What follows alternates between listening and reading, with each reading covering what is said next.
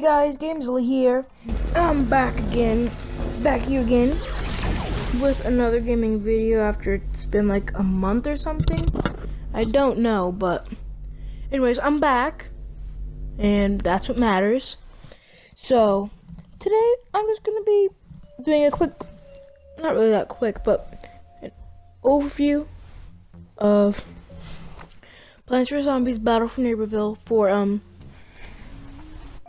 new players that don't have the game yet, or if you just got the game for Christmas and you don't really have it. I mean, if you just got the game for Christmas and you aren't really sure what to do. So, Plants vs Zombies Battle for Neighborville is a team-based shooter game, third-person shooter, as you can see in the gameplay. It's sort of like Overwatch in some ways, and it's not really clear whether it's a sequel to the previous Plants vs Zombies shooter game, which is Plants vs Zombies Garden Warfare 2, but it still plays somewhat similar, as every character, they are good at a certain thing and they're built for a certain type of play style. So you just try out all the characters just to see which one is best suits you. Also, characters have 3 abilities that can be used to, like, see, I just used one right there. They all have special abilities that can be used to just make them, to just differentiate them from other characters. Abilities mostly are used to, depending on the character, they're used just for this, usually for a thing that the character is built for. For example, if you have an attack character, then it's most likely, ew! That sounds gross. Well, it's most likely gonna deal damage or make you deal more damage, or something that can help you and your teammates attack. If you're a defense character, then it's probably gonna be, your abilities are probably gonna help you and your teammates defend an objective. And if you're a support character, it's probably gonna support your teammates. What else was it supposed to do if you're a support character? But they all have cooldowns, so you don't spam your abilities. So just be mindful that you can't just keep on using the same abilities over and over.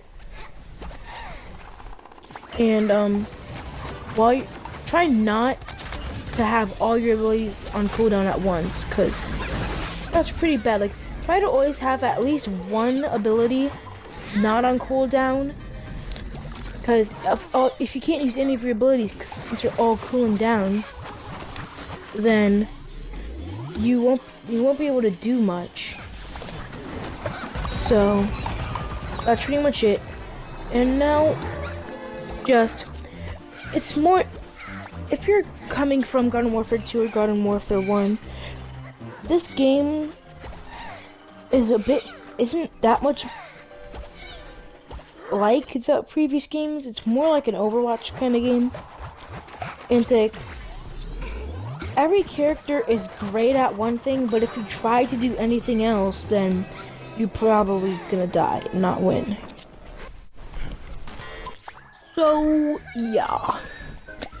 Also, another thing, if you're coming from Garden Warfare games,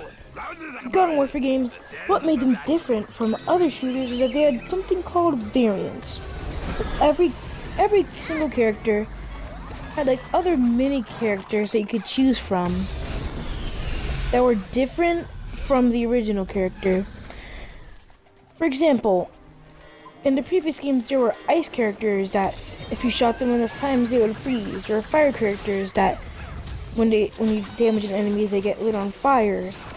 Or there were just variants that did their own thing but still stuck to the core of the original character, so it wouldn't change up the playstyle too much, but just enough to be different.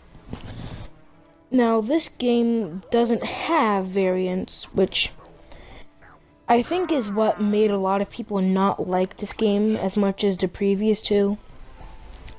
And that's why people say, oh, Battle for Neighborville is bad. Battle for Neighborville is garbage. I just did a Saba voice without realizing it there. I mean, if you watch my plush videos, you'll understand the joke I just made. But anyways, we're not talking about those.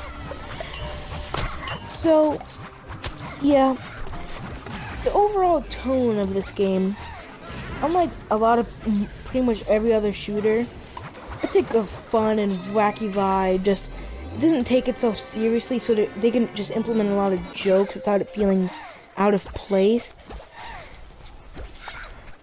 And there's a lot of weird plot lines. Like, for example, one of the plot lines in one of the story modes is that you have to save an entire place from getting blown up by a cheese volcano. That wouldn't work in a game like Call of Duty or something. And they added something to replace variants, and that is the upgrade system, the perk system, whatever you want to call it.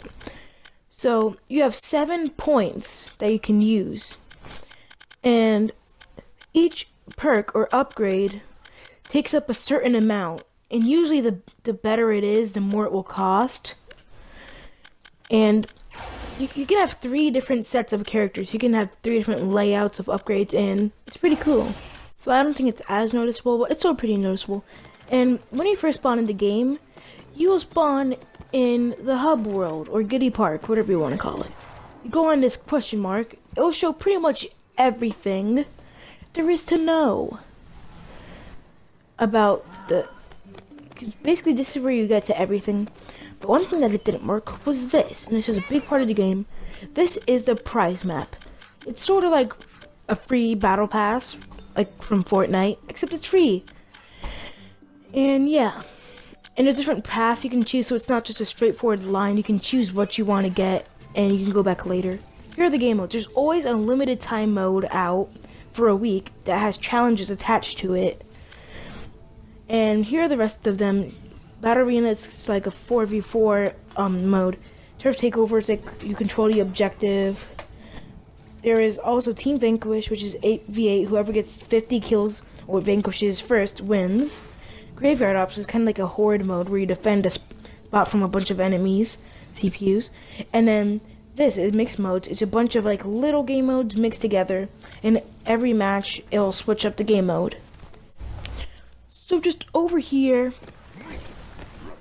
just so you know, it will not always look like this. It changes every month, and a new prize map comes out every month, so just know that. It's kind of like seasons in Fortnite. So the hub world won't always look like this. It changes every month. But, so that's just the hub world for the zombies. And here's all the characters. You can switch over to the plants, and the plants also have their own hub world.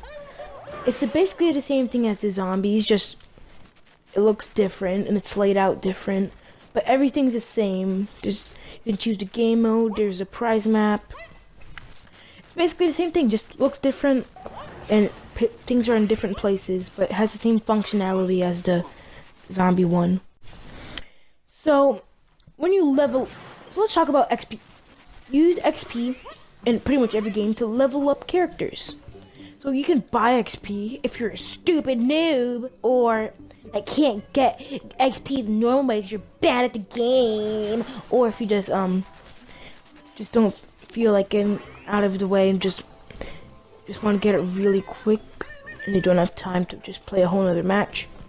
And here is how you promote characters to the next level. When you promote a character, they'll get new upgrades, and they'll get basically a whole nother level, and they can upgrade up to Grandmaster, and each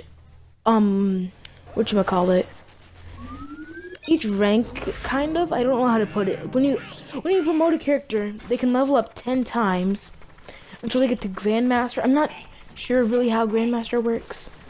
That's how you get to it on plants, at the plant hub world. That's how you get to it at the zombie hub world. Same thing. Upgrade your characters. It's pretty straightforward. And yeah. And over here, you can get to here from Plants or Zombies base. But here's the kind of, not really a hub world, but it's a place called Giddy Park. Giddy Park. There's a bunch of rides on it. It's like a huge theme park. And I'm in a private server. But usually, when you first get the game, it's gonna be online. You can fight other people in here. You'll still earn coins, but not nearly as many as if you were to play in actual game mode. See him on the ride, woohoo! Anyways, thank you guys for watching this video. If you found it helpful, then just leave a like. And if you want to see more videos like this, then subscribe. And I'll see you guys next time. Bye!